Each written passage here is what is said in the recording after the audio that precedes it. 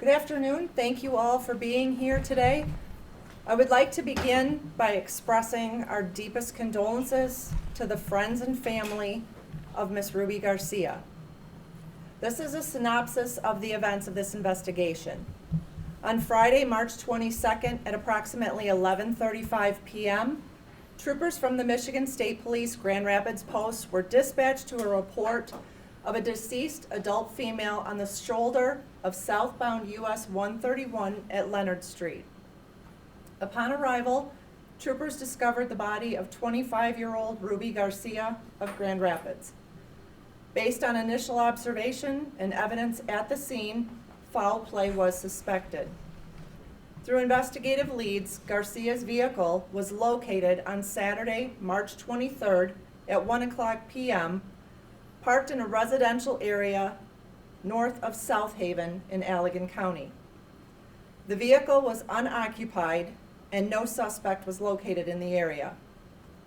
On Sunday, March 24th at 10:35 a.m., Allegan County Central Dispatch was contacted by an individual that was being sought by detectives for questioning.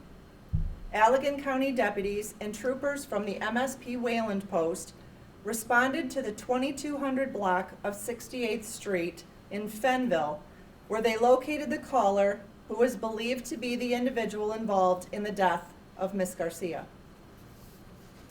He was taken into custody and lodged in the Kent County Jail.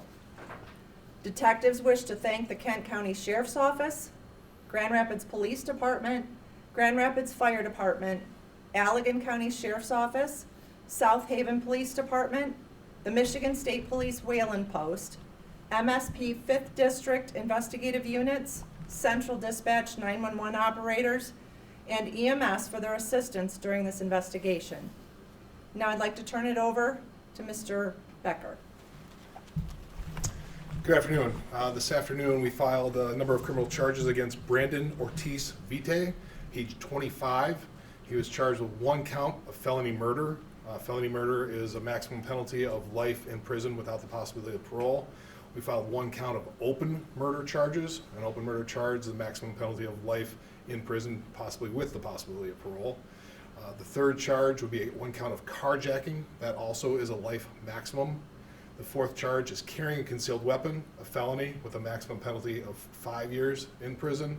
And the last charge is one count of felony firearm. The use of a firearm in the commission of a felony, specifically a homicide, that is a 2-year maximum penalty consecutive to any the underlying felony that he was convicted of.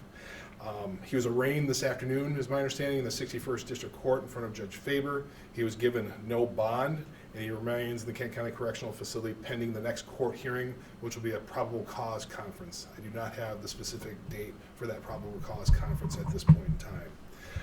It is through the investigation, it is apparent that he and the victim, Ruby, were in a romantic relationship, so this is another case of a domestic violence homicide that we've seen, quite frankly, far too often over the last few years. I know many are asking about his immigration status. I know the Immigration and Naturalization Service did issue a statement regarding his status, and I think there is a statement available if anybody has not received that.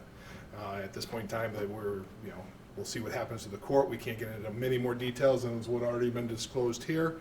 I don't know if you want to turn over to them for questions or introduce the other individuals here. Yeah, sir.